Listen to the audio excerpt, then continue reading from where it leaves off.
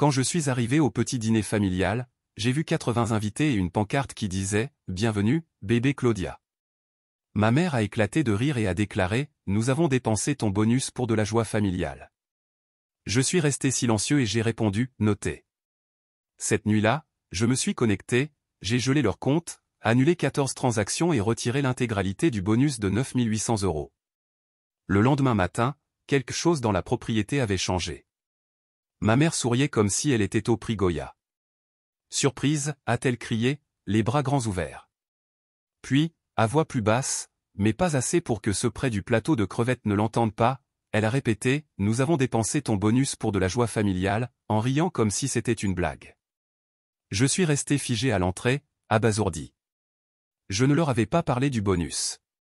Non, j'avais bien mentionné une augmentation, un bon trimestre, mais pas le chèque, pas le montant exact. Notez, ai-je dit. Et c'était tout. Personne n'a remarqué mon ton sec. Ils étaient trop occupés à virevolter dans des tons pastels. Claudia rayonnait en dentelle blanche, comme une royale. Ma sœur, la même qui avait oublié de me payer le loyer l'année dernière, la même qui m'avait traité de calculateur sans émotion à Noël parce que je n'avais pas pleuré devant le film HMK qu'elle avait forcé tout le monde à regarder. Cette nuit-là, quand le dernier invité a pris son sac cadeau et que l'arche de ballon s'est effondrée en quelque chose de triste, je me suis reconnecté. Je n'ai pas crié, je n'ai pas pleuré, j'ai simplement gelé chaque compte partagé, annulé 14 transactions et retiré calmement les 9 800 € du fonds familial commun que j'avais stupidement accepté d'ouvrir l'année précédente. Mon nom y figurait aussi, donc légalement, ce n'était même pas du vol, juste une correction. Je n'essayais pas de faire du mal, je voulais juste protéger ce qu'il restait de ma paix.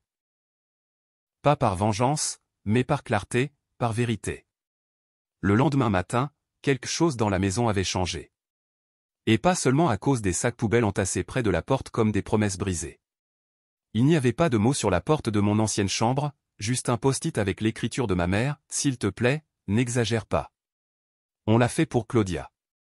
C'est la famille, elle en a besoin. » J'ai laissé le post-it là où il était. J'ai pris mon ordinateur portable, je me suis assis au bord du lit d'amis et j'ai ouvert le dossier que j'avais juré de ne jamais utiliser. Il s'appelait « Reçu ». Parce que s'ils voulaient déclencher une guerre pour la joie familiale, ils allaient apprendre combien ça coûte vraiment. Je ne leur ai pas parlé pendant 5 jours après ce petit dîner familial. 5 jours de silence, pas de messages, pas d'appel. Juste moi et le fichier Google Sheet où j'avais consigné chaque euro que je leur avais envoyé depuis 2021. Loyer 6 300 €, facture médicale 2 480 €, réparation d'urgence de la voiture de Claudia 19 900 €, course mensuelle 125 €, abonnement aux plateformes de streaming sur ma carte, 4. L'abonnement au vin de ma mère, toujours actif.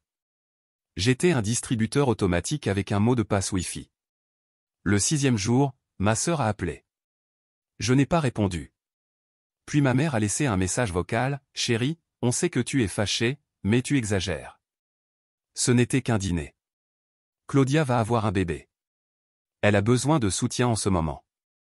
On pensait que ça te ferait plaisir. » J'ai écouté ce message 5 fois. Pas une seule fois elle n'a dit merci, pas une seule fois elle ne s'est excusée. J'ai décidé de leur rendre visite, non pas parce qu'ils me manquaient, mais parce que j'avais des questions. Quand je me suis garé dans leur allée, le nouveau SUV de Claudia était là, devant, le même qu'elle disait ne pas pouvoir se permettre il y a 2 mois. J'ai reconnu l'autocollant du concessionnaire. Je l'avais conduite là-bas. J'avais signé comme garant. Elle disait que c'était pour des entretiens d'embauche. Elle n'avait pas d'entretien. Elle organisait des brunchs pour des influenceurs avec des macarons, des gâteaux et des centres de table hors de prix. J'ai vu les stories, j'ai vu les posts. Je suis entré sans frapper. Et, a chantonné Claudia, assise à la table de la salle à manger, entourée de boîtes de petites illusions. Regardez qui nous honore de sa présence. Mon père a levé les yeux depuis l'îlot de la cuisine. Ne fais pas de drame. Ta sœur est enceinte. Bien sûr, ai-je dit, et ça justifie que vous ayez vidé mon bonus pour un faux baby shower avec 80 invités. Il a soufflé. Ça s'appelle rendre à la famille. Essaie un jour. Je l'ai fixé. Je vous ai donné 9 800 €, et quoi, tu veux une parade pour ça? Ma mère est intervenue, on pensait que ce serait bien pour tout le monde. La joie attire les bénédictions. La joie attire les découvertes bancaires, ai-je répondu. Alors Claudia s'est levée, souriant comme la méchante d'une série Netflix. Tu ramènes toujours tout à toi. Avoue-le, tu détestes voir les autres heureux. C'était la phrase. C'était le moment où j'ai arrêté d'espérer qu'il change. Je suis reparti.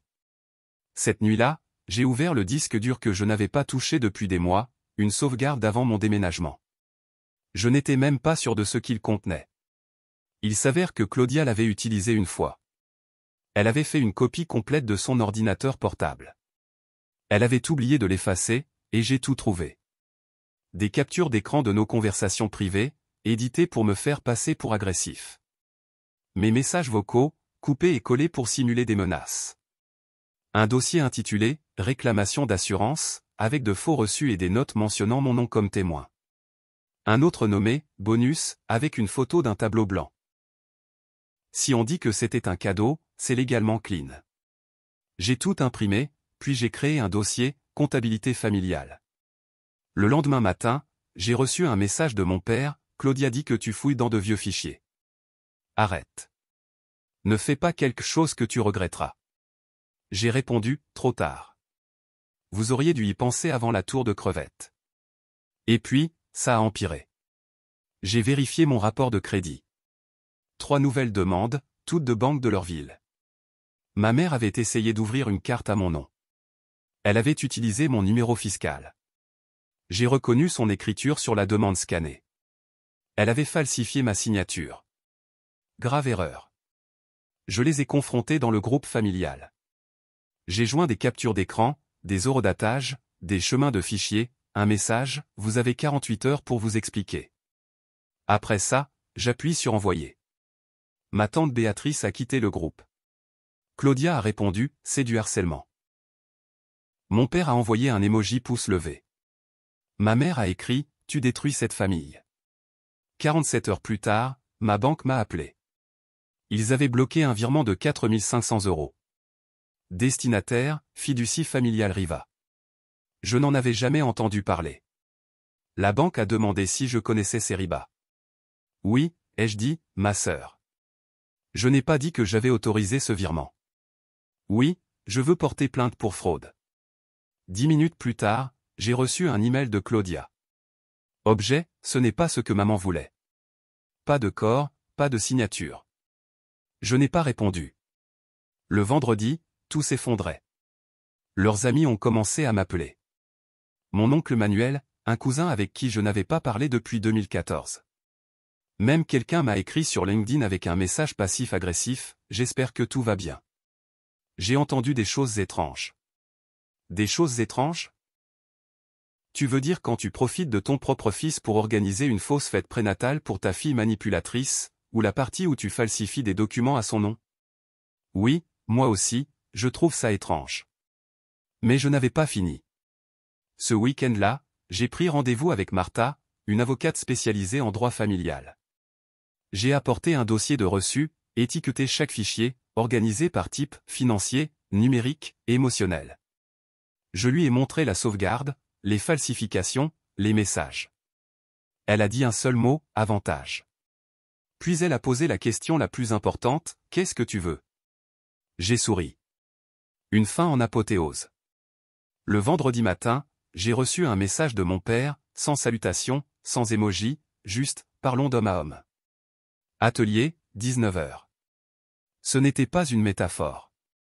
Il parlait du vieux hangar derrière leur maison, celui avec la boîte à outils rouillée, une ampoule cassée et son panneau poussiéreux, travail dur ou tais-toi. Accroché au-dessus de la fenêtre, comme si ça voulait encore dire quelque chose. Je n'ai pas répondu, je suis juste venu. Il était déjà là, assis sur une chaise pliante, bière à la main, cigarette derrière l'oreille. Il a souri comme si on allait regarder un match. Puis il a dit, tu vas arrêter ce drame? Non, ai-je répondu. Je viens voir si tu as encore le culot de me parler. Il a ri et a pris une gorgée. Allez, ne commence pas, écoute, Claudia est enceinte. Tu veux vraiment qu'elle ait un bébé au milieu d'un scandale? Je n'ai pas parlé. Il a pris ça comme une permission de continuer. Toi et moi, on est des hommes. On règle les choses en silence, sans capture d'écran, sans banque, sans avocat. On le fait sans drame, sans tiers. D'accord. Et puis il a dit la vraie raison de sa présence. On nettoie tout ça. Tu retires la plainte pour fraude, et peut-être que cette famille redeviendra normale. Ça te va? J'ai plongé la main dans mon sac, sorti ma tablette et l'ai posée sur le banc d'outils poussiéreux. Non, mais je pense que tu devrais écouter quelque chose. J'ai appuyé sur play. Il ne s'en rendra même pas compte. Il est mou, prévisible. Mets-lui la faute dessus, et il te donnera tout. C'était sa voix, dans un appel enregistré avec ma mère. Je l'avais nettoyé, retiré les silences, laissé juste le venin, clair et net. Ses yeux se sont figés. C'est hors contexte.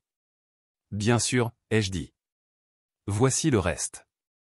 J'ai glissé mon doigt à nouveau. Une demande de prêt à mon nom est apparue, son écriture, sa signature falsifiée, un historique de navigation avec l'adresse IP, l'historique de session, l'horodatage. Puis j'ai ouvert le fichier suivant. Une story Instagram de Claudia tenant un nouvel iPad. Texte, acheté avec le bonus, merci à mon investisseur silencieux. Il a arrêté de boire. Tu ne comprends pas, a-t-il murmuré. Claudia a toujours eu besoin d'aide. Toi, t'es fort. T'as le salaire, la technologie, lui. Et ça justifie de me voler? Ai-je dit, d'un ton neutre. Il n'a pas répondu. À la place, j'ai sorti une enveloppe craft et l'ai jetée sur la table. Une copie du rapport de fraude. L'original est chez l'enquêtrice. Oh, et une dernière chose. La porte a grincé derrière nous. Thomas, l'ex de Claudia, est entré. Le même qu'elle disait abusif, dangereux, destructeur émotionnellement. Je la croyais avant. Salut, Fernando, a dit Thomas calmement. Je me suis dit que tu voudrais entendre certaines choses. Il tenait un dossier et a commencé à parler. Il a raconté le faux scar de grossesse, les menaces, comment Claudia exigeait de l'argent sous peine de représailles, les documents qu'elle avait elle-même rédigés, des plans étape par étape pour détruire sa réputation s'il la quittait. Elle m'a dit que ton fils était faible, a ajouté Thomas. Il s'avère que c'est le seul dans toute la famille qui a du cran. Il a ouvert le dossier, email, capture d'écran, audio. Un enregistrement a retenti. Il ne le saura pas. J'ai utilisé son nom pour les papiers. Il ne découvrira jamais. Crois-moi. C'était la voix de Claudia, sans filtre, sans masque. Mon père a reculé contre le mur, pâle, silencieux. Je ne savais pas, a-t-il murmuré. Je ne lui ai pas répondu. Tu as choisi de ne pas savoir. Puis je me suis penché, je l'ai regardé dans les yeux. Tu m'as perdu. Pas cette semaine, pas ce mois-ci, pour toujours. Et je suis sorti. En respirant l'air frais de la nuit, j'ai entendu la voix de Thomas derrière moi, calme mais tranchante. Au fait, Fernando, si l'un de vous me recontactait, je rends tout public. Le lendemain matin, quelque chose avait changé dans la propriété. Un avis était placardé sur la porte d'entrée, vente de copropriété en attente de résolution légale. Ce n'était pas manuscrit, pas subtil, c'était orange vif, agrafé au cadre avec une intention froide. À midi, Claudia m'avait appelé 23 fois. Ma mère a envoyé 3 messages vocaux. Dans tous, elle pleurait. Mon père a envoyé un seul message, tu fais une erreur dont tu ne pourras pas revenir. Je n'ai pas répondu. À la place, j'ai téléchargé un dossier de documents intitulé « Initiative de transparence familiale ». Pas de drame, pas de chichi, juste des faits. À l'intérieur, des PDF, des captures d'écran, des enregistrements, les documents de prêt à mon nom, des audios de Claudia se vantant de m'avoir manipulé, des photos du baby shower qui a coûté 9 800 € de mon bonus, une chronologie de chaque transaction, mensonges et humiliations publiques, et bien sûr, la lettre officielle de la province confirmant que j'avais vendu mes 50% de la maison à un cabinet juridique. Ils ne savaient pas que j'avais encore une part. Ils pensaient que je bluffais. Ils ont oublié que c'était eux qui m'avaient élevé. Les conséquences ont commencé en quelques heures. Un voisin a posté une photo de la vie orange sur Facebook avec le titre « Problème chez les Riva ». Un autre a commenté « Il était temps que quelqu'un leur tienne tête ». Cet après-midi-là, j'ai reçu un email d'un blog d'actualité locale. Ils avaient vu les documents, ils voulaient une déclaration. Je leur ai donné une seule phrase, parfois, il faut brûler l'héritage pour échapper à la lignée. Ils l'ont utilisé comme titre. Cette nuit-là, ma mère a publié un texte de 7 paragraphes sur Facebook. Elle m'a traité d'ingrat. Elle a dit que j'avais trahi la famille. Elle a écrit que certaines personnes ne comprennent pas à quel point il est difficile d'être mère. Elle a inclus une photo de moi en 2009, avec mon appareil dentaire, mon acné, tout, avec la légende « J'ai élevé ce garçon, et voilà comment il me remercie ». La publication a reçu 14 likes, tous de parents avec qui je n'ai pas parlé depuis des années. Tante Béatrice a commenté « Mes prières. Reste forte ». Je n'ai pas répondu.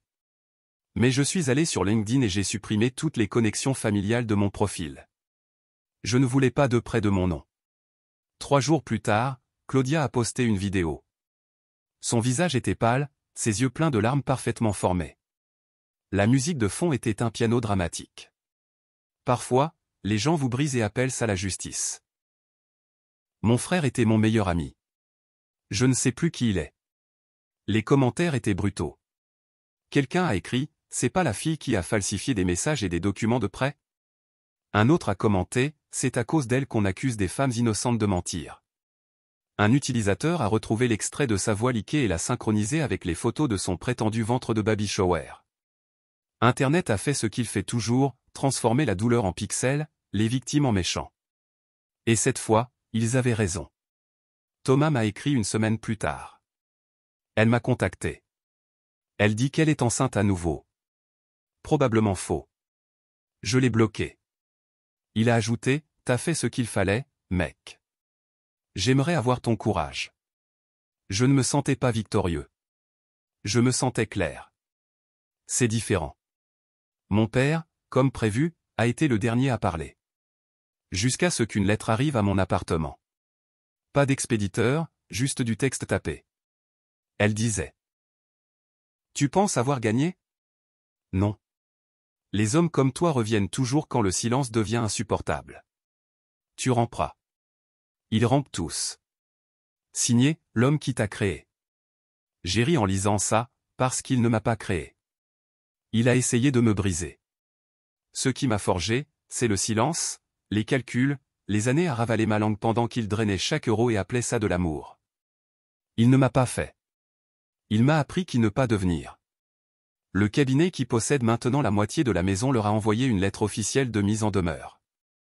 Soit ils rachètent leur part, soit ils partent dans 90 jours. Il s'avère que partager une propriété avec un partenaire silencieux peut être inconfortable. J'ai transféré la lettre à Claudia avec un message court, t'as organisé une fête à 10 000 euros. Voyons comment tu gères la saison des impôts fonciers. Elle a répondu avec un seul emoji. Je ne l'ai pas bloqué. Ça m'était égal. Ce week-end-là, j'ai posté une dernière mise à jour, une seule photo sans légende. C'était l'image du nouveau panneau devant mon immeuble, celui que je venais d'installer près de la porte de mon nouveau bureau atelier au rez-de-chaussée. Comptabilité ardente, stratégie personnelle et expertise numérique. C'était le nom que j'avais choisi. Parce que s'ils essaient encore, je serai prêt. Et si quelqu'un d'autre se sent comme je me suis senti, je lui apprendrai à se défendre. Le chèque est arrivé un jeudi. 11 742,28 € déposés par virement direct après la liquidation de la maison familiale Riva. Ce n'était pas un cadeau, c'était une compensation, et elle était à moi. Ça a pris des mois, des déclarations, des poursuites, un audit forensique. Mais la justice n'a pas besoin d'être bruyante, elle doit juste être définitive. Le juge a lu le verdict en moins de 5 minutes. L'accusé a sciemment falsifié des documents financiers en utilisant l'identité du plaignant dans l'intention d'obtenir des avantages personnels par des moyens frauduleux. Remboursement total ordonné. Plus pénalité, plus frais. Mon père ne s'est même pas présenté à l'audience finale. Il a envoyé une note via son avocat, c'est une chasse aux sorcières. Je ne participerai pas, Claudia était assise dans un coin, comme une actrice recalée à un casting raté. Tête baissée, lèvres pincées, pas de larmes. Cette fois, juste le silence. Ma mère regardait la sentence comme si elle attendait que quelqu'un l'arrête, mais personne ne l'a fait. Le lendemain matin, un panneau, à vendre, était planté dans le jardin. Une semaine plus tard, la maison avait de nouveaux propriétaires. Ils ont arraché le parterre, cassé la boîte aux lettres, peint les volets en noir. Ça ne ressemblait plus à une maison familiale, ça ressemblait à une purge. Mon avocate m'a appelé cet après-midi-là. Ils ont transféré l'argent. Tu recevras la confirmation sous peu. Légalement, ils ne peuvent plus te contacter. S'ils le font, appelle-moi d'abord. Je l'ai remerciée. Elle a dit, j'ai traité beaucoup de cas comme celui-ci, mais jamais un où le fils l'ait fait aussi proprement. Je n'ai rien dit.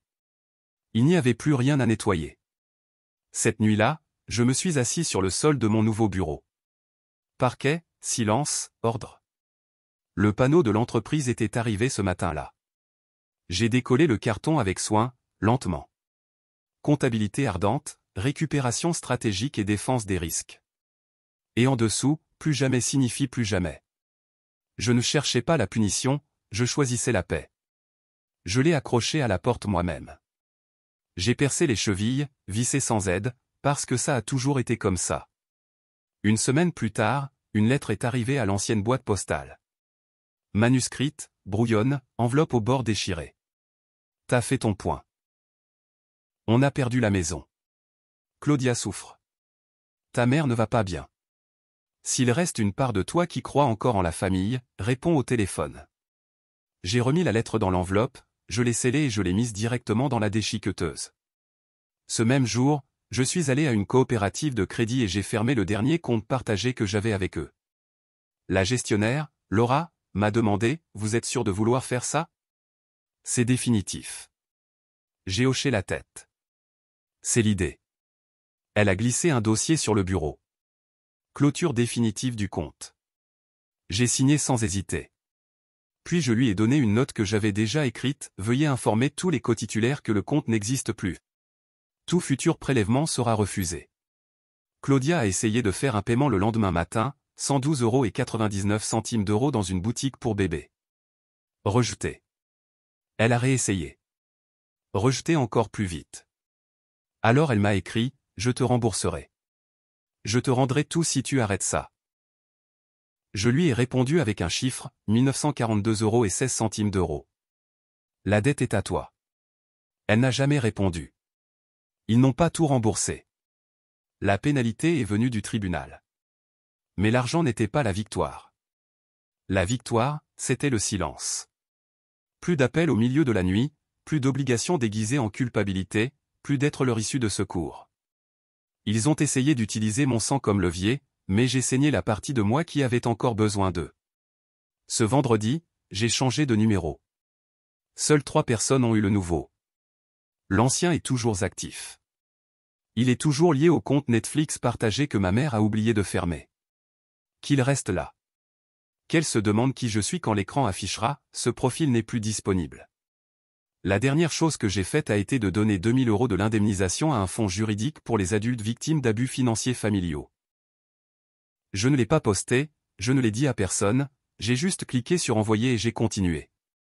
Puis je suis sorti sur le balcon avec une tasse de café noir et le silence. Pour la première fois en année, aucune partie de moi ne calculait quoi que ce soit. Ni budget, ni stratégie, ni excuse, je respirais juste. Certaines histoires se terminent par une réconciliation. La mienne se termine par la clarté. Je ne suis pas coupable d'avoir été utilisé, mais je le serais si j'étais resté. Ils ont appelé ça une trahison. Moi, j'appelle ça une libération. Ils ont vu un conflit. J'ai trouvé une clôture. Ils ont dit que je ramperais pour revenir, mais je ne l'ai pas fait. J'ai changé la serrure, changé de numéro, changé de vie, et je n'ai plus jamais regardé en arrière.